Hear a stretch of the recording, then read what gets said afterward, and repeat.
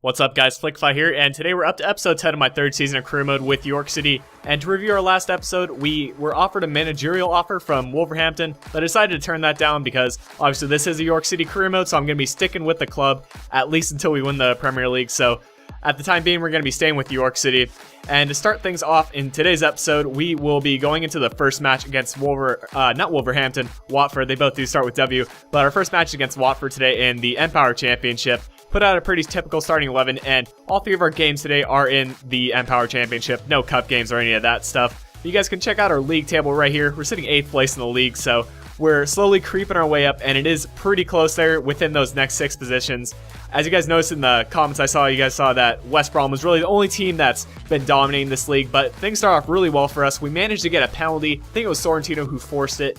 But you guys know we don't have the best penalty kick takers, but we do have De Silva, who is a pretty key player for us, and he's been good on form lately. So I have him go ahead and take the kick. He's going to step up, put it to the left. Keeper doesn't even move, and we get the 1-0 lead there in the 31st minute. So a nice start, and hopefully we're on our way to get the 3 points against Watford and maybe move up in the league table, which would be fantastic for us. But they play a really nice ball in there, but Daryl Byrne with a great save, and we do manage to clear that one out. At that point, I just wanted to get that ball out of there. Don't really care if it goes out of bounds, but we do not want to be conceding a goal like that. But here in the 45th minute, we see the guy on the far side, and it's going to be Mukhtar. It's going to hit the post, though, but it's going to fall to Sorrentino, who's going to slot that by the keeper to give us the 2-0 lead going into halftime. So a great start for us, and we played really well to start this game off. And Watford trying to look back, trying to get back and get a goal, but the ref will be blowing the whistle here in a second, and we go into halftime with the 2-0 lead. So pretty nice performance by us, getting a nice little cushion space, and usually when you have a 2-0 lead, you can hold that. I know if you guys can remember like 2 episodes ago, or maybe it was even last episode, that I gave up a 2-0 lead in like the last 10 minutes, but usually that does not happen, and we can hopefully hold off for the rest of this game. But Watford looking to try to get a goal back. They're going to send in a cross, and it's going to fall to one of their players on the far side. In the 66th minute, they're going to tie the not tie the game up, but cut the deficit in half, and at this point, we have a 2-1 lead, so they didn't get many more chances than that, so we get the victory there. So a nice start to the episode, 2-1 result, and we pick up the 3 points there against Watford. And Perez does get the man of the match rating, and he has been performing really well for us this season. He's probably the best free agent signing that we've had this season, or maybe even the best free agent signing overall. Henley was pretty good last season, but Perez is definitely competing with him. And his estimated value has got to be getting up there. I think originally it was around $6 million. I think right now it's right around $8 million. So that's really nice to see, and he should be improving really nicely, but I'm not going to be selling him off pretty easily. But we go into the next match against Coventry City, and they are not the best team in the league, but any team in the Empower Championship definitely has the ability to go ahead and beat us. And yeah, Coventry County, as I said, they're not the best, but we do have a chance to beat them here. And we put out a good starting 11 against them. Have been giving Sorrentino the starts lately because he's been performing a little bit better than Jensen. And Jensen, you know, he's good off the bench. He has the pace, and maybe against the tired defenders that will work out for us. But here's Sorrentino again, getting the start and getting a goal for us there just before halftime. Really the only chance there in the first half. And we go into halftime just like that, a 1-0 lead. So a nice result for us there. And we have been performing pretty well in the first halves. And at that point, I do make some substitutions. Blair, who's been performing well, Kelly and Vadillo are also brought in. Vadillo also scored his first goal for us just a couple of games ago.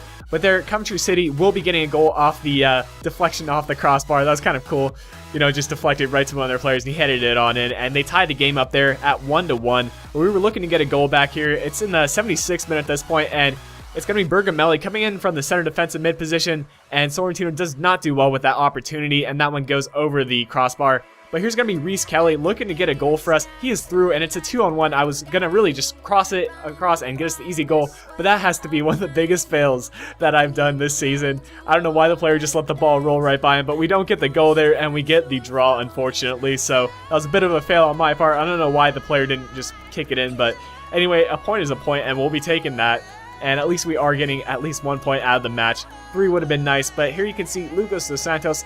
You guys know I've been starting Sinclair lately at the center defensive mid role, and Dos Santos is not happy about that. So I do bring Sinclair back on the bench, and you know, Dos Santos and Sinclair, they're pretty equal.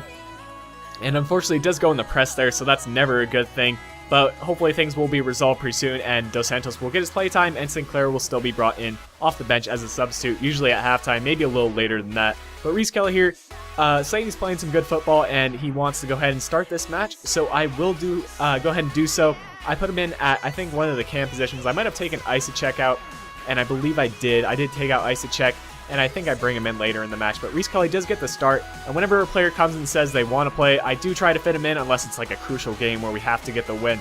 But here's Reese Kelly. He's actually running in from the far side, and it's going to be De Silva, though, who manages to strike first for us in the 8th minute, and he does the robot. So a nice start for us. We've been starting all the games in this episode off really well in the first half, getting the early goals.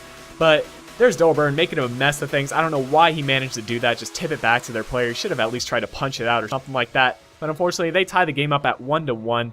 And if I didn't mention, we are playing Huddersfield, and they are a pretty decent team. But it's going to be Reese Kelly who gets a goal for us. A really nice finish, manages to turn the defender and go near post on the keeper. So he makes good of his opportunity, and that's good to see. I'm always happy when I go ahead and start a player that goes ahead and wants to get the start, and then he performs well. So that's always a great thing to see. And we get the 2-1 lead going into halftime, so nice goal by Reese Kelly. And here you can see Sinclair brought in, so it's not much of a big deal. He doesn't make such a big deal about when he doesn't get playtime. But it's going to be Jensen, who I think I brought in off the bench, and here is why. Look at that pace, just running by those tired defenders, and unfortunately that is just wide the post, and that seems to be the problem with him this season. He has the pace, he has some decent dribbling, but he just cannot seem to finish any of the shots, and that's the thing I do not like about him.